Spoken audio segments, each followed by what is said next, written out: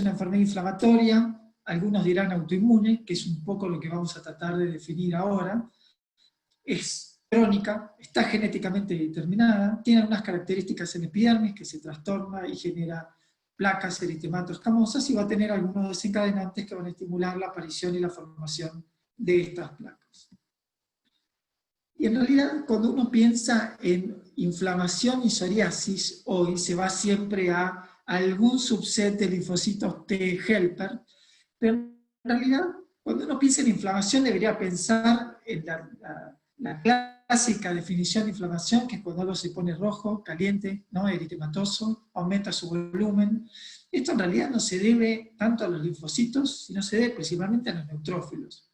Y los neutrófilos fueron un grupo de células que estuvieron hasta hace unos años, no se hablaba tanto de los neutrófilos en psoriasis, ahora empezaron a tener un rol mucho más importante, pero en el fondo siempre estuvieron descritos. Piensen que Munro describió los abscesos en 1898, o sea que hace más de 120 años que había una buena descripción de un rol clave de los neutrófilos en la participación de la psoriasis, y progresivamente se fueron dejando de lado. Entonces, yo voy a tomar un poco esto de Munro y de los abscesos para ver cuál es el rol y cómo empieza un poco todo el fenómeno de la génesis de la psoriasis. Entonces, tratando de responder esta pregunta, ¿es una enfermedad autoinmune o es una enfermedad autoinflamatoria? Está un poco en el medio, depende del fenotipo de la psoriasis. ¿Qué células participan en la génesis de la psoriasis? En realidad vamos a tener un rol clave de la inmunidad innata, porque en el inicio del proceso de la psoriasis van a participar los neutrófilos, los mastocitos, las células de Langerhans, los macrófagos, las NK. Hay un montón de células que van a colaborar en el inicio de la inflamación de la psoriasis, y obviamente una de las células que a mí más me gusta cuando hablo de patogénesis de la psoriasis, que son los queratinocitos. Entonces, tomando los últimos conceptos, todo va hoy a bloquear un poco esta citoquina, que es la interleuquina 17, ya sea a través de anticuerpos contra interleuquina 17, o anticuerpos contra interleuquina 23, que es la que induce la aparición de interleuquina 17. Y siempre decimos interleuquina 17, linfocitos Th17. Bueno, no tan así. Hay una primera fase de liberación de interleuquina 17 que tiene que ver con las células de la inmunidad innata, principalmente con los mastocitos y con los neutrófilos. Entonces, es como todo un mundo paralelo, fuera del camino de los linfocitos en la psoriasis, está comandado por el queratinocito y por el neutrófilo. Hay un eje entre estas dos células que van a interactuar una con la otra y van a enviarse señales para empezar todo el proceso inflamatorio de la psoriasis. ¿Y qué hacen los neutrófilos? Los neutrófilos, primero se inflama el queratinocito, va a liberar algunas citoquinas y algunas quimiosinas que van a atraer a estos neutrófilos. Los neutrófilos van a generar estas redes, que son estos nets, alrededor de los queratinocitos, y va a haber una comunicación entre una y otra que es independiente a todo lo que va a pasar después con los linfocitos T. Se que hay una liberación de mediadores inflamatorios desde el queratinocito que van a estimular a los neutrófilos a liberar un montón de cosas, entre otras interleuquina 17, que van a generar otra vez el proceso inflamatorio en el queratinocito. O sea que vamos a tener una pata de inmunidad innata, de inmunidad adaptativa, de las cuales les voy a hablar en un ratito, pero todo va a estar alrededor de las funciones que va a tener el queratinocito. Y los queratinocitos, así como también fueron cambiando su rol los neutrófilos en la génesis de la psoriasis, los queratinocitos también cambiaron un montón, porque de entrada se pensaba que era un trastorno epidérmico, que tenía que ver con la proliferación, con la maduración de los queratinocitos. Cuando yo empecé la dermatología, que no hace tantos años, todavía se daba cada 12 horas el metotrexato, porque en realidad cuando se describió, que este es un artículo de Archives de 1971, se hacía una evaluación de cuánto tardaba todas las células de epidermis entrar en fase S, en la mitosis. Entonces, teniendo en cuenta que en 12 horas, en 36 horas, perdón, iban a entrar todos los queratinocitos en fase de mitosis, se daba cada 12 horas, no era por una cuestión de tolerancia, sino porque iba apuntada a bloquear las mitosis de los queratinocitos. No estaba en realidad pensado el metotrexato inicialmente como una droga inmunomoduladora. ¿Qué rol tienen los queratinocitos? Van a ser blanco de la interleuquina 17, pero van a generar interleuquina 17C, también no la A y la F, que son las que liberan los linfocitos. Van a reclutar neutrófilos, pero van a liberar también interleuquina 23. O sea que en el fondo los queratinocitos van a estar estimulando a los neutrófilos y a los TH17 para formar más interleuquina 23. Van a liberar VEGF, que va a tener un rol en la elongación y la participación vascular, que hay en la psoriasis también, o sea que van a tener un rol en perpetuar el loop inflamatorio. Bien, y va a haber cambios puntualmente dentro de lo que es el queratinocito en sí. Sabemos que va a haber varios trastornos en la maduración y en la proliferación, va a aparecer la ausencia de la granulosa, van a llegar con núcleo a la capa, al estrato córneo, o sea que vamos a tener corneocitos con núcleo que van a generar la paraqueratosis. Hay una alteración en la secreción de lípidos que hace que haya descamación por falta de adhesión en el estrato córneo, y van a aumentar la liberación de péptidos antimicrobianos que también van a perpetuar el loop inflamatorio en la psoriasis. Entonces, estos fenómenos generan acantosis, paraqueratosis, ausencia de granulosa. Va a haber una alteración en la secreción de un montón de proteínas en los queratinocitos, y entre ellas la queratina 17, de las cuales en un ratito les voy a comentar otro rol que tiene en la participación de la psoriasis. Esta es una foto histológica típica, donde vemos la elongación de los vasos, la papilomatosis, la presencia de neutrófilos y de paraqueratosis en la capa córnea también. Bien. Y otra alteración en la epidermis es la regulación del mTOR. El mTOR en realidad va a activarse en la piel normal, en la piel sana, se va a activar en la capa basal, porque cuando está activo participa en la proliferación de esa capa basal, pero por encima de la capa basal el mTOR se silencia y eso permite la diferenciación y la maduración de los queratinocitos. ¿Qué va a pasar en la psoriasis? Está sobreactivado en todas las capas. Entonces, en la capa basal, al estar sobreactivado, estimula más la proliferación, entonces la tasa de turnover de los queratinocitos está aumentado, y por otro lado, al estar aumentado la expresión por encima de la capa basal, se altera la maduración y la diferenciación de los queratinocitos, que van a llegar con núcleo a la capa córnea, que van a tener esta alteración en la secreción de lípidos que va a favorecer la descamación también. ¿Y quién activa el mTOR? La interleuquina 1, la interleuquina 17 y el factor de necrosis tumoral. O sea, que todas estas citoquinas proinflamatorias que tienen que ver con las alteraciones epidérmicas, en parte actúan por la vía del mTOR. Bien. Y una de las cosas que empezamos a ver en los últimos años es que podemos empezar a diferenciar algunos fenotipos de psoriasis a partir de la patogénesis. Este es un queratinocito típico, va a tener alteraciones genéticas, y en algunas formas de psoriasis esas alteraciones genéticas van a hacer que se secrete más interleuquina 36. Esto se ve más en las formas de psoriasis pustulosa, sabemos algunas son más palmoplantares, que tienen, a diferencia de la vulgar, que tienen muchísima más secreción de interleuquina 1 e interleuquina 36. ¿Y quién secreta la interleuquina 36? El queratinocito.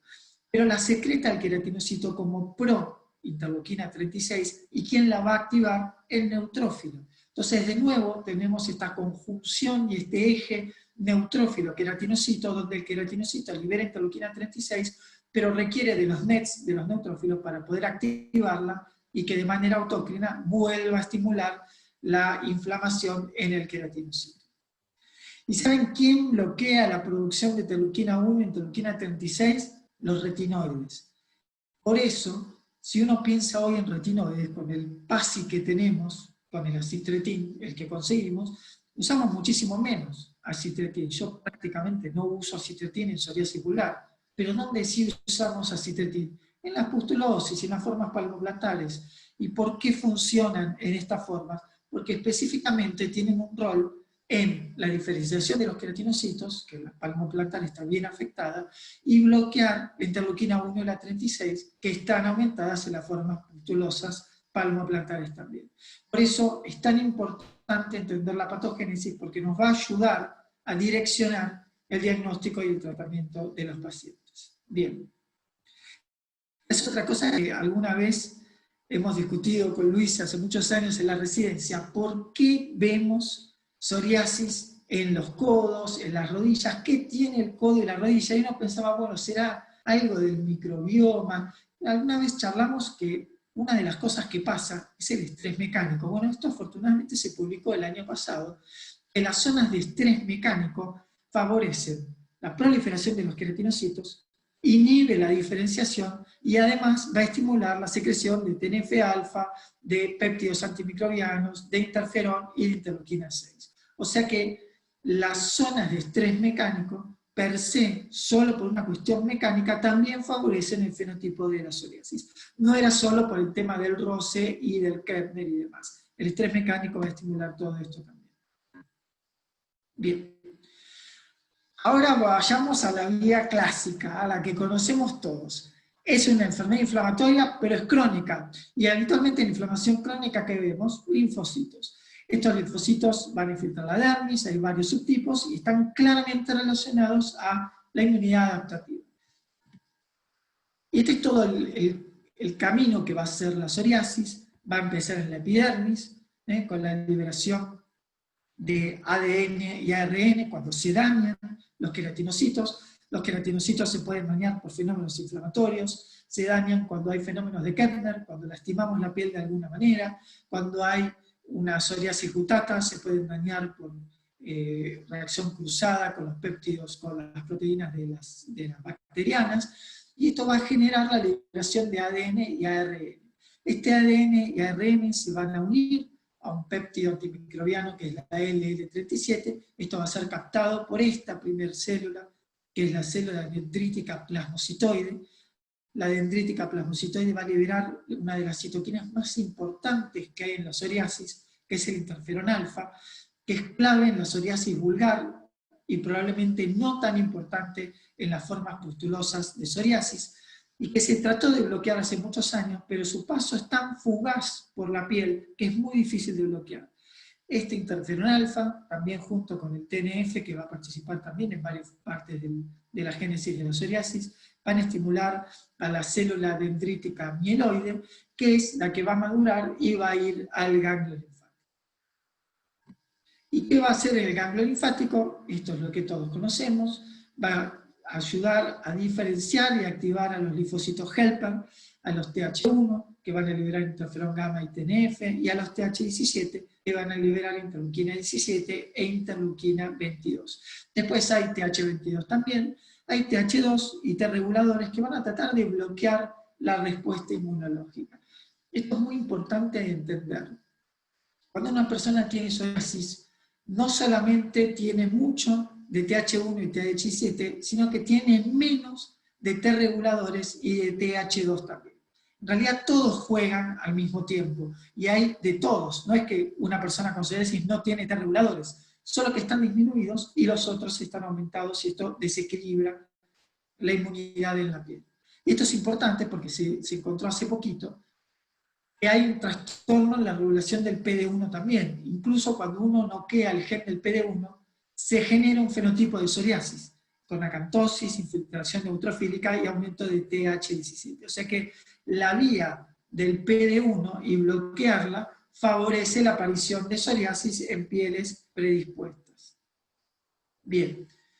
Entonces, este es un poco el camino que hace. Los linfocitos van a volver a la piel y secretan TNF-alfa, interferón gamma, TH17, pero si es una enfermedad autoinmune, ¿cuál es el antígeno entonces?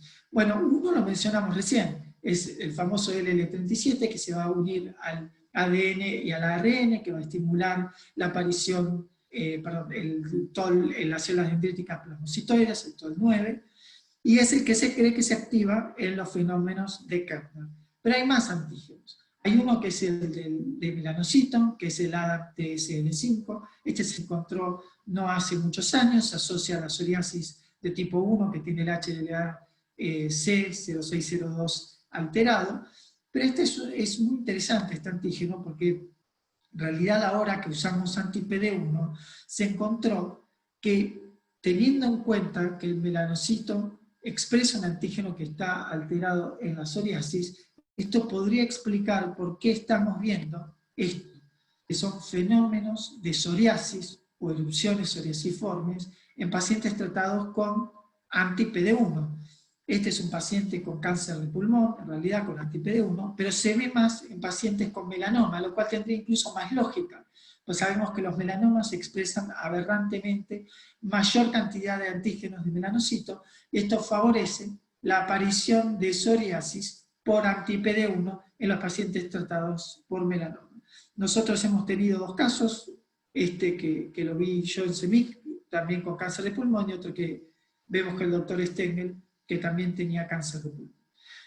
¿Qué otro antígeno hay conocido? La queratina 17. Yo les había contado hace un ratito que cuando tenemos todos los fenómenos de alteración en el queratinocito y en la epidermis, uno es la aparición de mayor expresión de queratina 17. Y esta queratina 17 se va a expresar en el complejo mayor de histocompatibilidad de tipo 2 y va a favorecer otra vez el fenómeno autoinmune y autoinflamatorio. Obviamente, no son los únicos antígenos, son los que conocemos hasta ahora, pero así como decíamos que hay una pata autoinflamatoria, también una pata claramente autoinmune, con incluso algunos antígenos conocidos. Entonces, podemos hablar de la psoriasis como un fenómeno autoinmune o autoinflamatorio. En realidad, los autores la ubican en el medio, y es posible que uno pueda considerar a la psoriasis vulgaris en placas como un fenómeno más autoinmune, y a las formas más agudas, por ahí eritrodérmicas, pustulosas, incluso en algún sentido la butata funciona de esta manera, como una forma más autoinflamatoria donde predomina la inmunidad innata. Bien, y como si esto no fuera poco, empezó a jugar hace un tiempito ya el microbioma también. La verdad es que no sabemos demasiado todavía de microbioma. Sí que hay un eje piel-intestino, donde fenómenos inflamatorios intestinales favorecen la secreción de interleuquina 17, que eso va a llevar a la inflamación en la piel y en la articulación también. Sabemos que hay una alteración en el microbioma cutáneo, no está totalmente claro, pero hay un aumento en el Streptococcus, el Staphylococcus, el Corynebacterium, y una disminución en el Propionibacterium, y todo esto llevaría también a perpetuar los fenómenos inflamatorios. Lo que sí se publicó hace muy poquito, esto me pareció muy interesante, es el rol de los hongos. Y lo que se vio es que la inmunidad contra hongos, que está mediada por interleuquina 17, genera un patrón psoriasiforme en la piel. Es decir, que la presencia fúngica en la piel va a generar aumento de interleuquina 17, y esto va a generar acantosis, infiltración de neutrófilos, papilomatosis y demás. Y esto se vio en modelos murinos, que cuando, además del modelo de Mickey Mouse, que es uno de los que más se usa para hacer investigación en psoriasis, se agregaba cándida, se favorecía muchísimo más el fenotipo psoriasiforme inflamatorio. ¿Y quién no trató alguna vez la psoriasis inversa con antimicóticos también? De hecho está descrito en los libros que a veces favorece. Entonces, en las psoriasis flexurales sería lógico pensar que la presencia de hongos, que son parte del microbioma también, no son las bacterias, los hongos y los parásitos juegan su rol, favorece los fenómenos psoriasiformes, con lo cual tiene lógica tratar las psoriasis inversas, además de con las drogas típicas para psoriasis, con antimicóticos también. Bien. Y como para ir cerrando un poco todo lo que describíamos al principio, de los fenómenos inflamatorios crónicos y agudos, está la parte genética. La parte genética se conoce hace muchos años, había más incidencia en familiares de primer y segundo grado, se describió en gemelos, una herencia que era variable, entre el 60 y 70, 90%, no había un patrón claro de herencia, se cree que es multifactorial, obviamente va a haber factores desencadenantes asociados y el exposoma va a jugar un rol también. Ahora, cuando uno piensa, bueno, entonces son los genes. ¿Cuáles son los genes? En realidad hay un montón de genes involucrados, y como les vengo explicando, hay genes que son claramente de inmunidad adquirida, hay genes que son de inmunidad adaptativa, pero hay genes que también van a ser del queratinocito, porque todos van a tener un rol en la génesis de la psoriasis.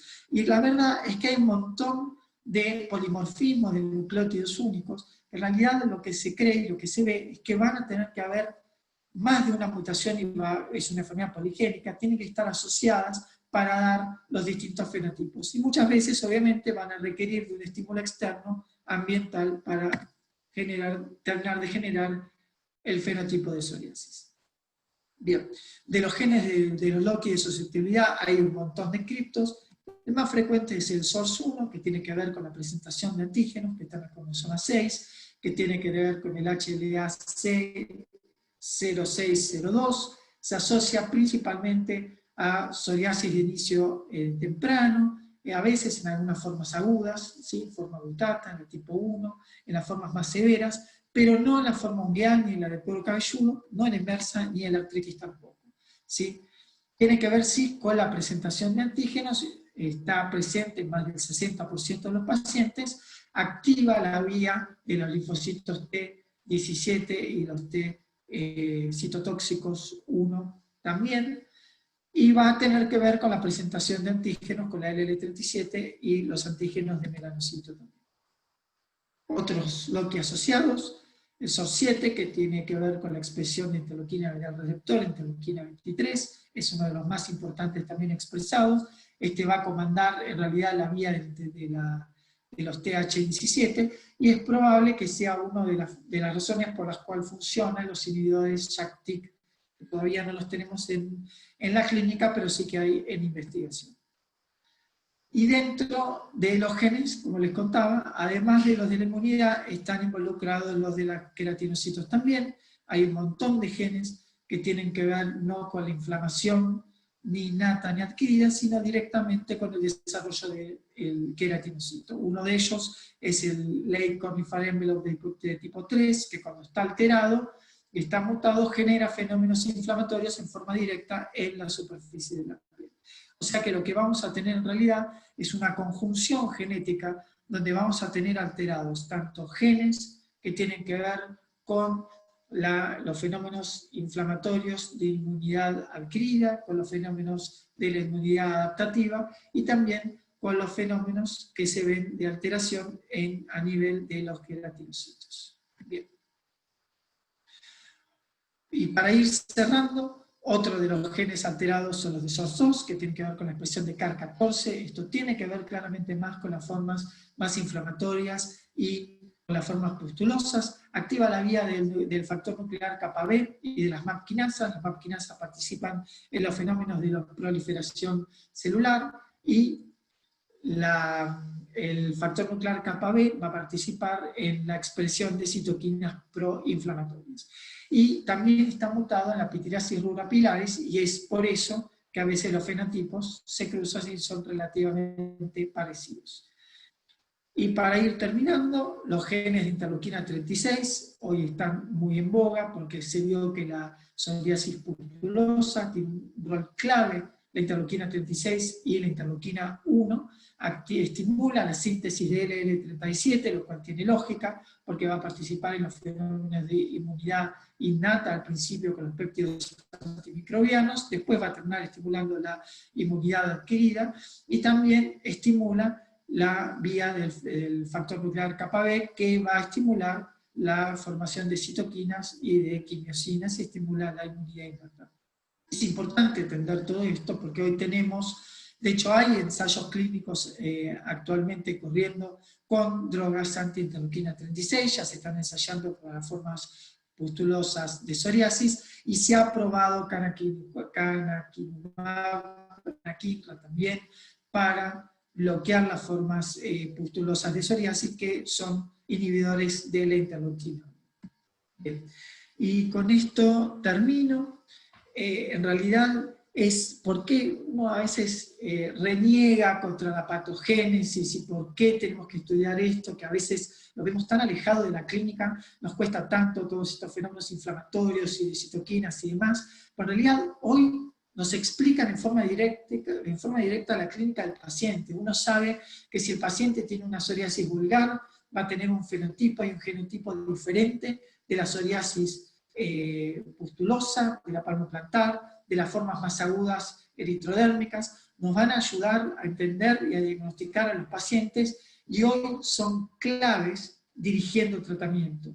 Nos ayudan a entender por qué los anti-TNF funcionaban bien, pero los que bloquean la vía de la interleuquina 17 funcionan aún mejor. Entonces, si hoy bloqueamos interleuquina 23, interleuquina 17, vamos a tener respuestas PASI más altas que si bloqueamos TNF o usamos drogas clásicas como metotrexato o acitretin o fototerapia. Nos ayudan a entender por qué las drogas que bloquean la interleuquina 17 actúan más rápido, porque está esa primera fase de liberación de interleuquina 17 que tiene que ver con la inmunidad innata.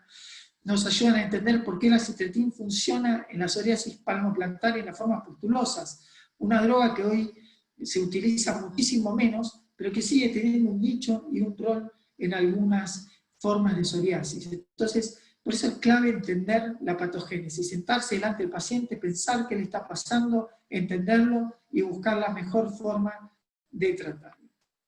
Bien, con esto termino, Cristina. Bueno, Matías, gracias. Espectacular, como siempre. Tenés una capacidad para hacer fácil lo difícil que realmente te admiro. Muchas gracias, en serio. Bueno, la verdad que tenés una convocatoria, además, 93 asistentes. Hace rato que no tenemos ese número, así que... Bueno, fue relativamente corta, pero la verdad que es un tema que tampoco da para hablar demasiado. Yo nunca me meto demasiado en cosas de genética, primero son complicadas, y segundo porque entiendo que hay que saberlas, pero que aburren un poco. Pero no sé si quieren hacer preguntas o...